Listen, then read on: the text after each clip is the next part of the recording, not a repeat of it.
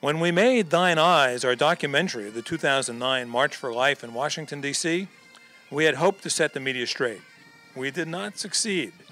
Their performance in 2010 convinced us that the issue at hand is not ignorance or incompetence, not even bias, but outright fraud. As in 2009, the networks, the major newspapers, and the news magazines all but ignored the march, despite the hundreds of thousands who showed up on a blustery January day amidst a threatened ice storm. The coverage the media did provide was even more absurd than in the past.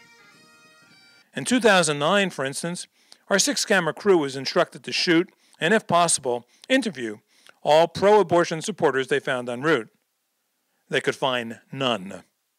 USA Today somehow managed to find a handful of pro-choice protesters and, incredibly, gave them equal billing.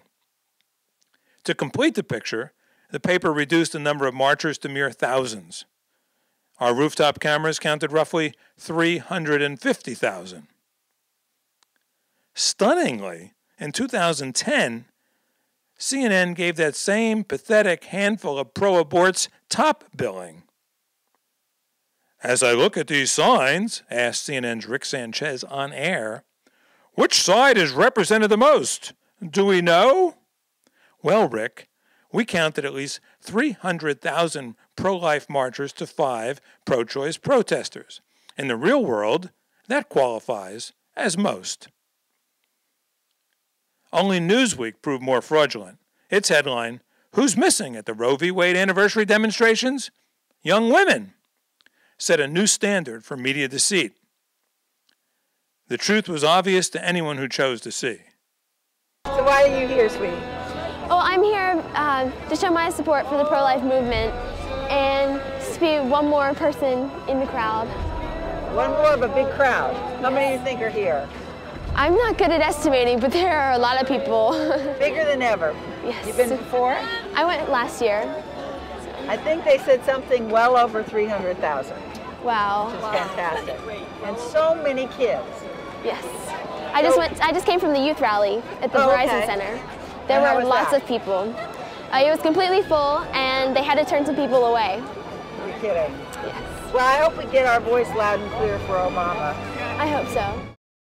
A majority of the participants are in their 60s, wrote Newsweek's Krista Gesselman.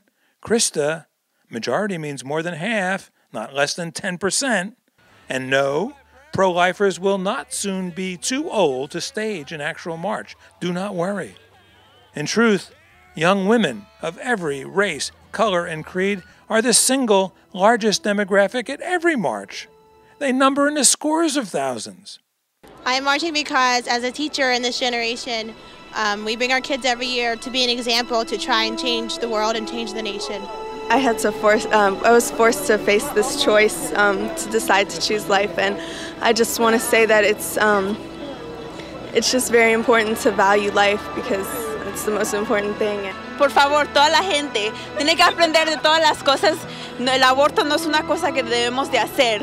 Tenemos que pelear por la vida de todo el mundo, de niños, de todo el mundo. Eso es lo que tenemos que entender.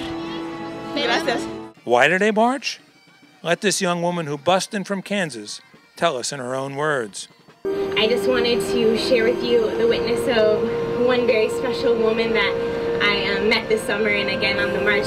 Her name was Sister Trinité, and she's just like this little mom that would just like take all these women in and just help them with this sonogram and be like, this is your little baby, like look, and point out like the feet and like the toes and the fingernails and things like that. And as she was going through, she showed me another one, and she would actually name some of them, which I thought was really cute. And she's like, oh, here's another one, but we lost him today. And she just started crying and just gave me a hug, and it was so cute because she's like, it's okay, like I pray for them every day, and I pray for their moms, and I know that we're making a difference. And I saw her at the march, and she came running up to me and gave me this huge hug, and I just started crying because it was like, it was her day, which was really great.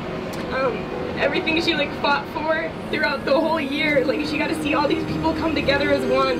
And like just march with her down the street and help save all these little babies that she saw the little sonograms of. And so she appreciates all of you being there, and she just saw like all of like my school, the people that I call my friends, marching together with all their little red beanies, and she was proud to see you there. She was like proud to know you through me, and she was so honored, and she just loves that all of you witness every single day of your lives, not just on the march, and that you don't just come for fun.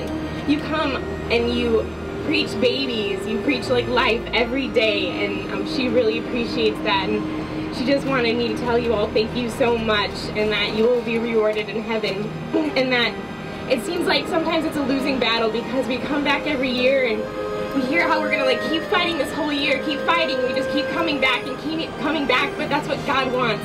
He wants us to be faithful. Faithful in the small things, and that's with every day, with every second, with every step forward. That's how we stay faithful, and that's how we protect and we like save lives. So thank you all. The media will have only themselves to blame if next year the marchers come back to Washington not just in record numbers, but in righteous anger. More than any other event, the march reveals the truly eye-popping, mind-boggling corruption of the mainstream media.